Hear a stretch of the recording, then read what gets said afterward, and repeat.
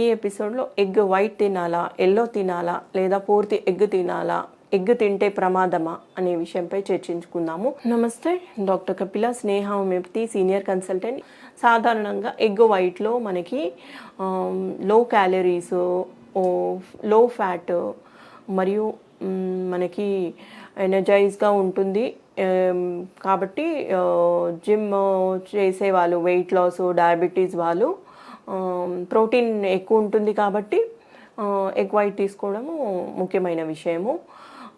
మరియు ఎల్లోలో మనకి essential amino acids, vitamin A, D, E, K మరియు కోలిన్ బ్రెయిన్ని ఎనర్జైజ్ చేస్తుంది. హార్మోన్స్ కూడా మన బాడీలో స్పందిస్తాయి తీసుకున్నట్లయితే.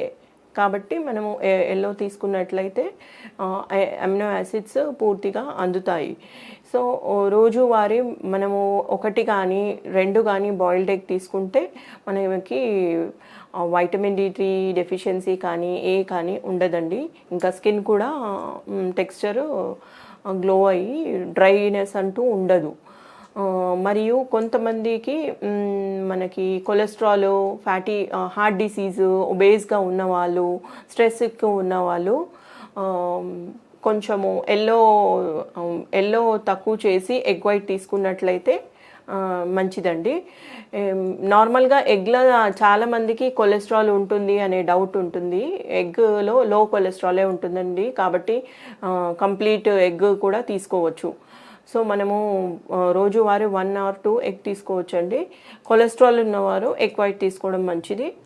కొలెస్ట్రాల్, ఒబేస్కు, స్ట్రెస్ ఉన్నవాళ్ళు ఎగ్ వైట్ తీసుకోవడం మంచిది. మిగతా వారు ఎల్లో విత్ ఎగ్ వైట్ తీసుకోవచ్చు. డైట్ చేసేవాళ్ళు వైట్ తీసుకోవచ్చు అండి. ధన్యవాదాలు.